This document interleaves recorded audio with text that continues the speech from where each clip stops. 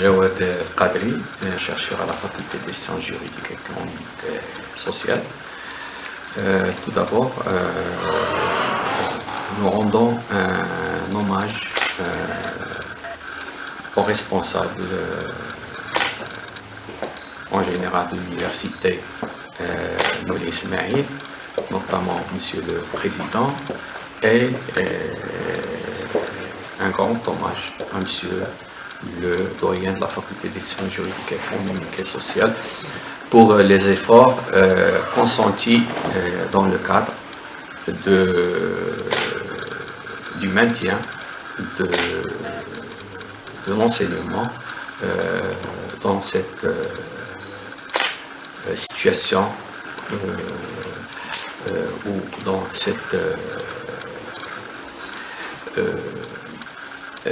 ce cadre qui impose davantage de vigilance. Comme vous le savez, la pandémie a compromis largement le déroulement du rythme normal de l'enseignement, ce qui a imposé le recours à d'autres procédés, à d'autres formules. Et force est de constater que devant les errements et les atermoiements de certains pays développés, le Maroc s'est démarqué par sa politique d'anticipation, de sagesse. Donc il a donc opté pour une politique à travers laquelle il a essayé donc de minimiser les charges ou les dégâts qui découlent de cette pandémie. Pour ce qui est de la méthode via laquelle on donne les cours, il s'agit donc d'une méthode qui rentre dans le distanciel.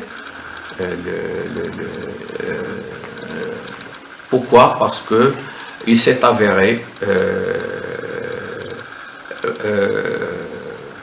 difficile, voire impossible, de procéder par le présentiel. Mais tout de même, dans le cadre de ce distanciel, on a un cadre qui est idoine, qui est valable et qui nous permet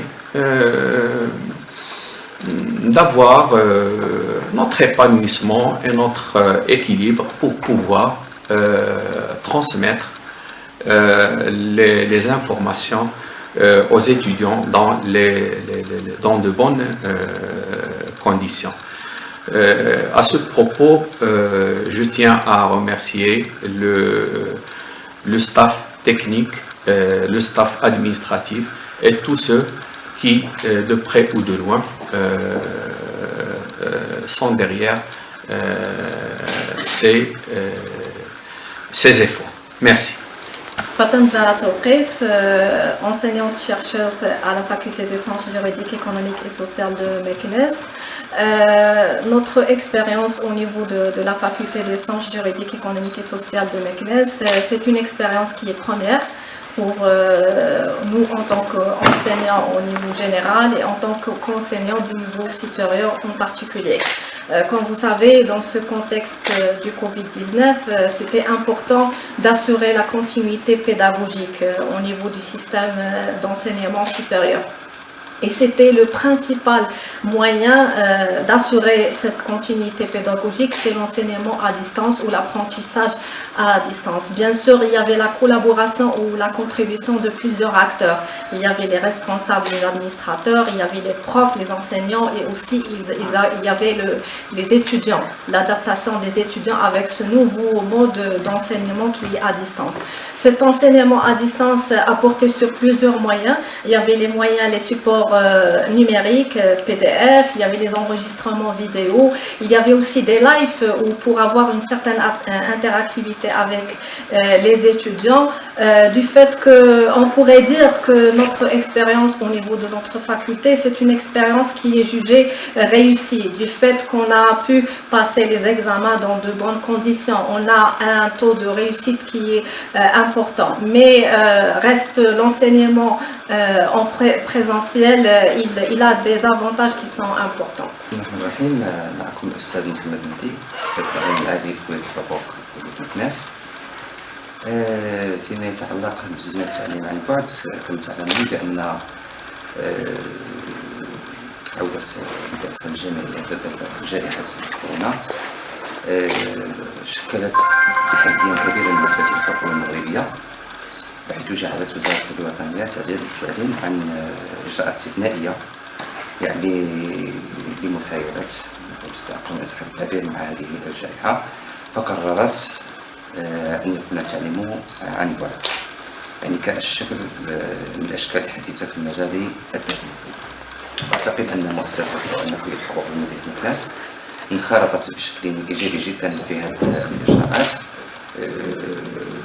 حيث فعلت التعليم عن بعد الذي يتم بأشكال مختلفة كما سنرى، مع الحرص على أخذ كافة الاحترازات يعني على مستوى الإعلان عن ضرورة ارتداء الكمامات، فضلا عن الأخذ بعين الاعتبار مسافة الأمان الممثلة في المنطقة النصف.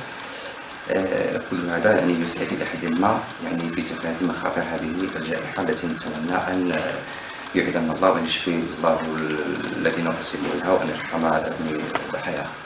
فيما يتعلق بتجربة التعليم عن بعد، أعتقد أن المؤسسة فتحت المجال المصراعي في هذا الباب، بحيث نجد أن الشكل الغالب الآن هو يتم عبر تسجيل المحاضرات يعني كما لاحظتم، ويتم ذلك على مستوى الموقع يعني المؤسسة في الإنترنت، فضلا يعني ربما قد تكون الاجتباء غير كافية، يتم تعزيزها بنشر مثل مؤلفات الأساتذة أو بالنسبة للمطبوعات يتم إنجازها في هذا الباب في شكل PDF، وأيضا ينشر على مستوى موقع الإنترنت.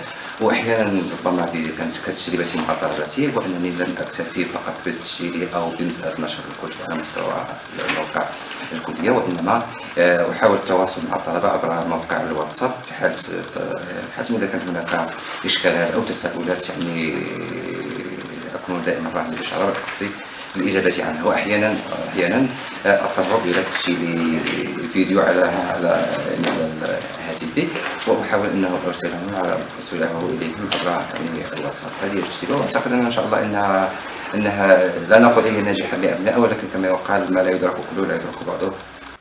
في ظل جائحة كورونا كوفيد 19 وبدأ إعلان الوزارة الوصية عن إغلاق المؤسسات التعليمية وتعويض الدروس الحضورية بالدروس عن بعد.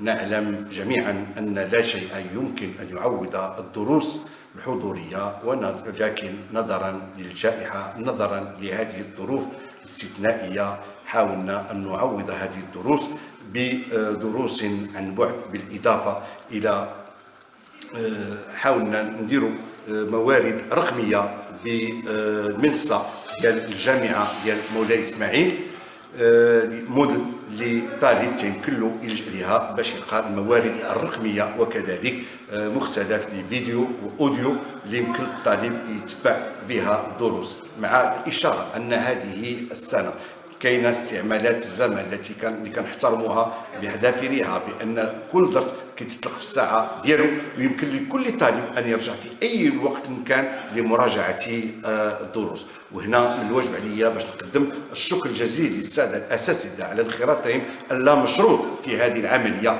في ظل هذه الجائحه. نتمنى من الله العلي القدير ان يرفع عنا هذه الجائحه في اقرب الاجال ان شاء الله.